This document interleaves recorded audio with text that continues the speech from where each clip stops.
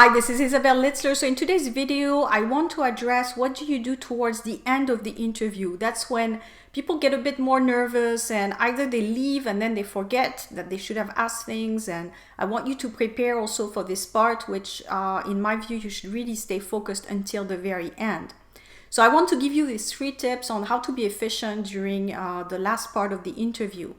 So the first tip is really to understand that it's 2 people getting to know each other and that basically the recruiter is there to get to know more about you. So follow the recruiter's lead until the end. Try to catch what they're looking for. So be of service to the recruiter. If you see that they want to know certain things about you, don't hesitate to answer that and really stay focused on what the other person wants, because in the end, they are the ones who have a job to offer, so you really want to tailor your speech to what they want to hear. So for example, if they insist on knowing, and it happened to me in the past, on a certain experience that you have, probably you feel a bit bored to talk about this experience because you have so many other things to say.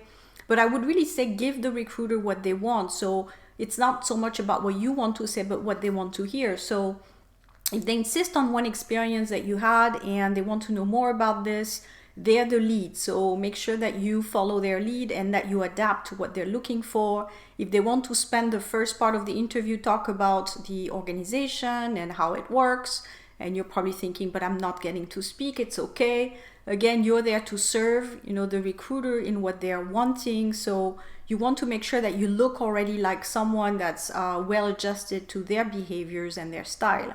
So the first thing is adapt to the style of the recruiter and follow their lead, follow the motion of what they're looking for in terms of input, especially if it's the beginning type of interviews. Usually those are just the get to know each other very lightly, and it's more about the basic exchanges. You're not really getting so much in depth yet. So just follow the recruiter's lead, adapt, follow their style. Just let it go a little bit freestyle with the recruiter, and don't be so focused on I have to say this and this is my last experience, etc. It's not about putting all the information out there. They have your resume for that. It's about getting to know a person and adjusting to a person. So that's number 1. Number 2 is that you want to ask questions. So at the end of the interview, when you get this, do you have questions for me or for us? If it's a group of people interviewing, you definitely want to ask questions. So the worst would be to say, no, thank you, not for the moment, because you're missing opportunities to get to know more about the organization and the recruiters. So definitely you want to prepare some questions. So I have some questions that I use with my clients that are very helpful. So the first one is definitely to ask about the organization. So I always say have 2 or 3 questions so that you can really show you're motivated. So of course the organization question or the team or the manager shows that you're really involved already. You want to avoid any kind of questions on benefits and salary at this stage, especially if it's an early stage.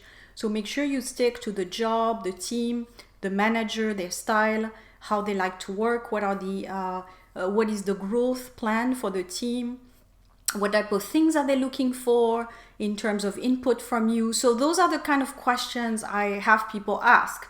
So something like, can you tell me a little bit more about the team? How do you work together? That would be an excellent question for a manager. If you want to know also a little bit more about, how does the organization work, you can ask questions like, what are your projects for the future? So again, it's all those kinds of questions. Now, the second question should be really an experience where you can get feedback. And that leads me to my third tip, is always try to get feedback during the interview right there before you leave. Because once you leave, then you will be stuck in a situation where you're emailing or you're sending messages and you're not hearing back. So you're stuck, you don't know. It might be a while before they get back to you, you're nervous. So the best thing is to know immediately afterwards, what did you think of this interview? Do you think at this stage that I would be the right fit for this job? So either the recruiter will say, well, we'll still need to see other people, we're not quite sure yet, that's fine. But there's a chance that they already know, and it depends. If it's a small company and they only see a few people and they're really quick, they might say, well, look, at this stage we listened to you and we think you're great, but I don't think it's going to be a right fit. And they might just tell you right there and then. I've had interviews, I've heard of my clients also have interviews where they know immediately that it's not going to work out or that they will hear back. At least you get feedback. Maybe you get something like, It was great to listen to you. We like what we learned about you today. We still need to think a little bit more.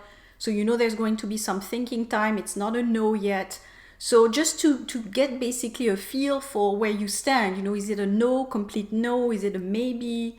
Or is it even a yes? I've rarely seen recruiters say yes immediately, because usually they will have several people in line, so they need to look at everybody's profile in depth and make the decision later.